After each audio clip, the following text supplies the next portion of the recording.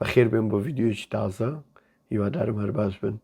لەو ڤیددیۆی باسی فلیمی کوردی دەکەم سفرنەوە ڕیاکشنم بۆ ئەو فلیمە و بۆ ترێلەرێک کە دەرچوە تا ئێستا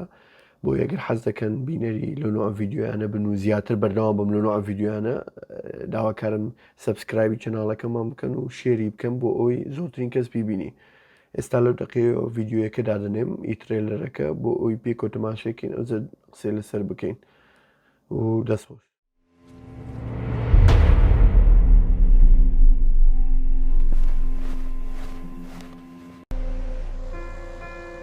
ئەم نەکبەتەش دیارە وەک لاشەکانی کە گوچیلەکانی دەرێنراون.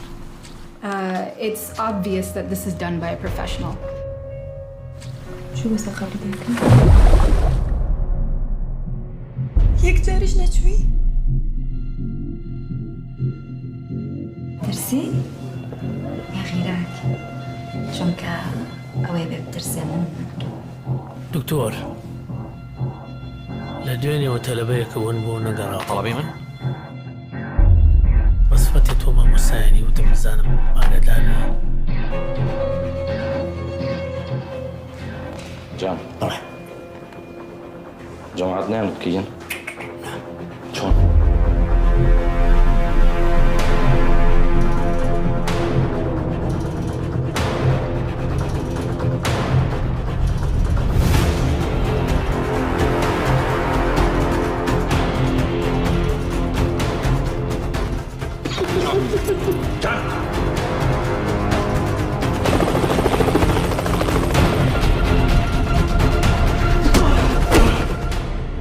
ئێمە تاوانێکی زۆر گەورەیە لەوانەیە و کارە ئەکەن زۆر شار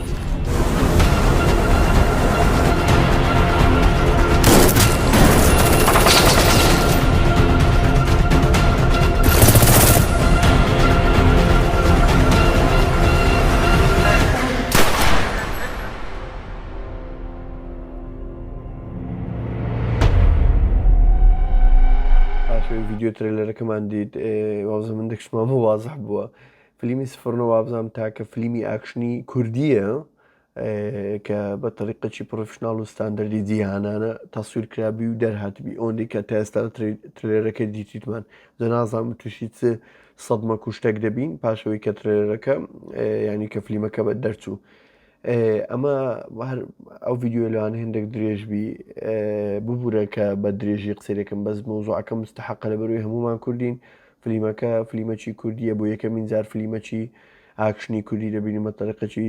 تۆزەک ینی میهەنی و پرۆفشناڵانە بۆیە حەزمکردنێک بە ئیسراحەت هەندێک نقطەیە باسی کەم بۆی پێشوی فلیمەکە پێشەوەی بێتە سینەما ئەوەندەی کە لە ترێلەرەکەی فلیمەکەم دیت فلیمەکە جوان ینی ڕیکۆردینگ و ئەو شتانی بۆ کرا تەسویر وشتیوە وەک لایتینگ و لایت و ئەو شتانەی شتێکی ئەتا بڵێ ینی جوان دیارە وەک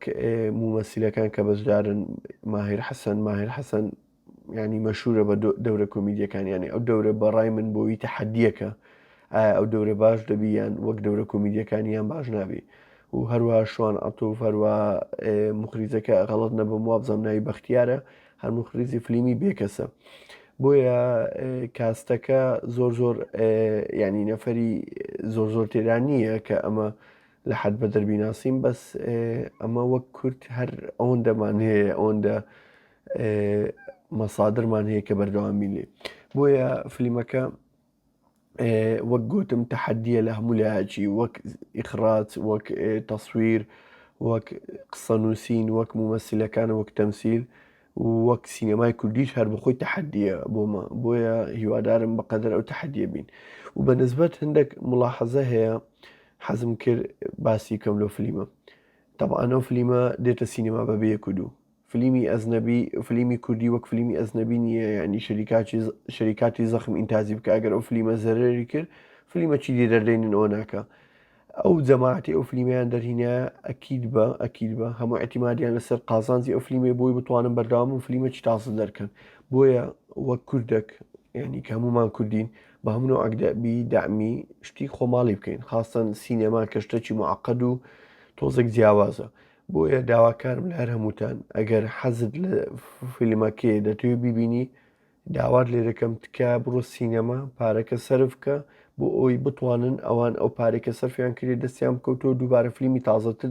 دەربینن چکە لە ئەوەل و ئەخیر بە خۆمان مستەفیدین ئەوان چەند بتوانن فیلمی باش دەربکەن پارەی باشیان دەستکەوی و قازانج بکەن دەتوانن فیلمی باشتر دەرکەن بۆیە ئەمە لە ئەوەل و ئەخیر ئەمە مستەفیدین بۆیە تکا دەکەم دوور بن لە داونلۆد دوور بن لەوەی کە بە طریقی غێر قانونی تەماشکەن هەرچ فیلمەکە پێشتر بە داونلۆد تەماشت کردی ئەمە هیچ قسە ناکەم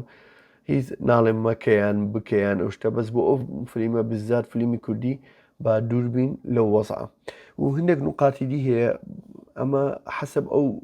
مەسادرانەی کە هەمانە ئەو ریسۆرسانەی کە هەمانە ببوور ئەو کەلیماتان هەندێک بە ئینگلیزی دەڵێم ینی ئەمە هیچمان نییە بۆی بتانین فیلمێکی باش دەرکەین بۆیە ینی بە مجرد ئەو دەستکەوتە ئەو شتەکەمانی کە لە دەستمانە بتانین فیلمێکی باش دەرکەین ئەوە گەورترین دەستکەوتە بۆمە بۆیە ینی بە چاوی زۆر ناقت تەماشای وەزعەکە مەکەن مقارن بکەن بە فیلمێکی مەسەرەن شەریکەی وێرنە برۆز کە فیلمی بۆ نمونە دارک نایتی دەرینەیە ئەمە ئەتا بڵێ نەک ساوا لە ساواش کسکەترین بۆ مەجالە بۆیە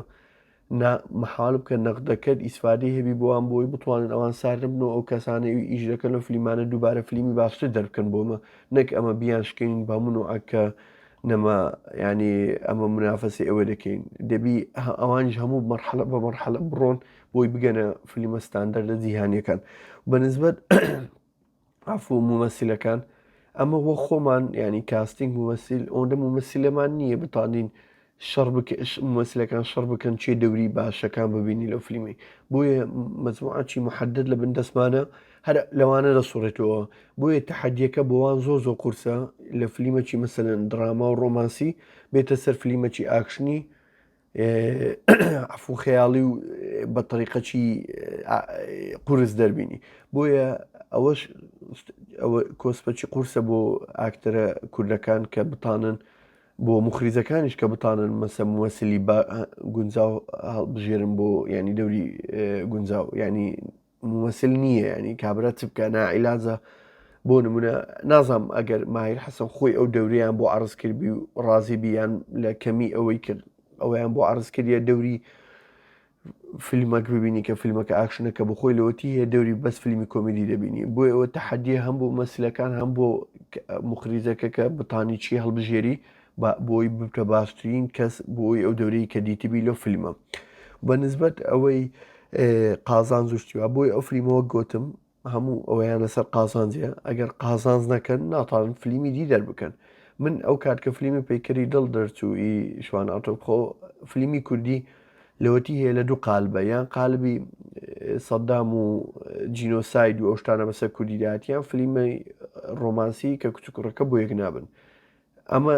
کە فیلمی ئاکشنە دەرچوو سفرنۆ کە دیتم ئەمە لەو قالبەی دەرهاتیم بە جدی دڵم خۆش بوو یعنی لەو قالبە سەقەتەی کە ئەمە خۆمان تێکرد بوو خۆمان لەو قالبە تەسکەی دانابوو بەس بۆی لەو دوو دەورە فیلمی دەربینین ئەوم زۆر پێی خۆش بوو وەلو پەیکەری دڵ فیلمەکە قسەکەی زۆر ئەتیادی بوو زۆر دووبارەیە فیلمی کوردی و قسەی کوردیمان زۆر دیکە بۆ نوعە بەس لە ناحەی ئیخراج و ناحەی تەقەنی شتیوا فیلمەکی ئەتا بڵێ جوان دەرهاتە بوو بۆی ئەمن چوومە سینەماش نەک لە بەرەوەی قسەکە و ئەوە وازم لە سناپچاتی وازم هەموو کوردینە ئەمن هەموو دیتی بوو پێشەوە بچم بەس وەک دامەک بۆ فیلمی کوردی و ینی سینەمای کوردی واجب بوو لەسرم بچم هیوادارم هەموو کەس بەو تەفکیرە قەراردا بۆی بچیتانشە فیلمەکی کوردی بکەم بەنسبەت ڕقوشتیوە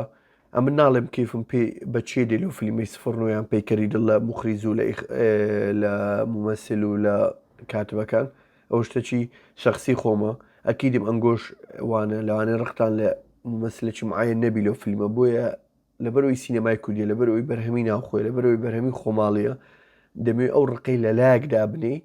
بچی دامی سینەمای کوردی بکەیت ئەوجا ئەو کەسەت کەیف پێدێ کەیفت بە بەرهەمەکانی نایە کەیفت پێدێ ئەوە شتێکی دیە بۆیە داواکارم لە بەڕێستان ئەو شتە بکەن ئەو ڕقە لە لایەکدانێن ئەوجا قەرار دەم بچن تەماشا فیلمەکە بکەن و بەنسبەت ئەوەی لە کۆمنتی لە دیوەخانی فیلم دێت و زۆربەی باسی پۆستەرەکەیان کرد بوو کە پۆستەرەکە بە کوردی نەنووسرایە ئەمن ئەوەندێکە خینمەوە لە IMDb و لە یەک دوو زێدی لە بەرەوەی فیلمە بۆ ئەمریکاش عرض دەکرێت غەڵەت نەبم بۆی پۆستەرەکە یەکەم جار وا دروستکرا بوو هیچ فیلمێکیش بێک پۆستەر عرض ناکرێت ئەکید بەلەوەی ینی زارە فیلمەکە هێشتا موعیدیشی دەرنەچۆ کەنجی ئەلان نەکرێت بۆیە یەک پۆستەر قەت قیاز نییە ئەکیید پۆستەری دەردەچی و ئەکیید پۆستەر بە کوردی دەردەچی ئەگەر لە بیرم بی بە نسبەت پەیکەری دڵ پۆستەر بە دوو زمان بوو وابزان بە کوردی و بە ئینگلیزیشە بوو بۆیە بۆ مۆزۆی پۆستەری هیچ غەمی وەتان نەبێ و یەک شتی دیش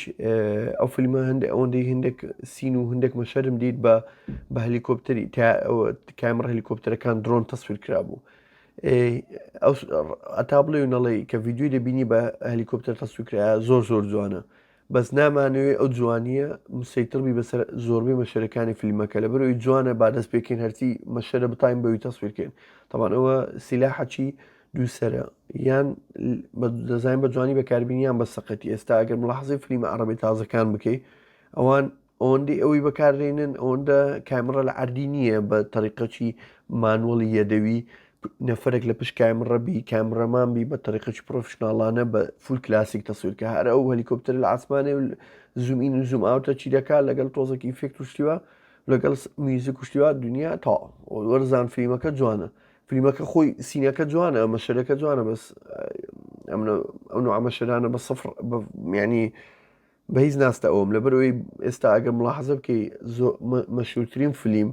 کە لە هۆلیوود تەسویر دەکرێت بە ئایماکسی مەسەرەن تەسویر بکرێت ئایماکس نظامێکی قەدیمی 35 ملیمیە ینی بۆ نوع دیجیتاڵانەی ئێستاش نییە بۆیە هەتا بڵێ شتی مانوەڵی قەدیم و کلاسیک بۆ ئەو نوع مەشەرانە زیاتر حەیویەتی دەداتێ و یەکشی دیش بە نسبەت میوزیکی ئەوەی ئەو فیلمە نازام میوزیکەکە جملێ بۆیان ئەم جملێ نەبووە ئەوزە نازام ئەگەر ینی تەلحین کرابی خاص بۆ ئەو فیلمە هیوادارم وابینێک لە شتیری دزی بیانیان بردی بیان خستی بیانە سەر ئەو فیلمە ینی کە قەراریاندا لەو فیلمە پارەی با سەرفکەن لە ئەی توزێتەوە پارێ لێ سەرفکەن لە ئەوەلەوە تا ئەخیری لە تەسویر لە مۆنتاج لە ئیخڕات لە تەمسی لە هەموو شتەچی بۆیە هیوادارم لە هەمووی کامل بی ئەمن ئەوەندە نوختەم ئێستا ئەوە ینی لە مێشکە بۆی باسیکەم وەک ڕیاکشن وەک فیلم بە کورتی مختصر فیلمەکی خۆش و باش دیارە هیوادارم حەسەب ترێلەرەکەی بی و کەس ئیزعاز نەبی و شتی تەقلیدی و دووبارە و زۆر تەقلیدی کۆپی پێستی فیلمی ئەزنەبی نەبی یعنی تۆزێک ینی لەمسەک و تەچەکی کوردی خۆمانی پێوە بیزایدەن لەوەی کە قسەکە ئاکشن وشتی وایە و هیوادارم وەگوتم بەدڵمان بی و ئەگەر حەستان لێرەوە تاو ئەم هەموو قسەکانم ئەگەر حەستان لێیە بۆی ڤیددیۆی باشتر و جوانتر دروستکەم و بەردەوام بم سەبسکرایبی چەناڵەکەمان بکەن لایکی ڤیددیۆکەم کە نەگە بەدڵتانە و شێریش بکەم بۆی زۆرترین کەس ببینی و کە سەبسکرایبیشت کرد زەنگوڵەکەی ئۆنکە و ئیشاڵڵا ترێلەری ئەو فیلمەش لە دیسکریپشنی ڤیددیۆەکە لە خوارە لە یوتیوب دادنێم و دووبارە بە ئیشاڵڵا بە هیوای ڤیددیۆیەکی تازە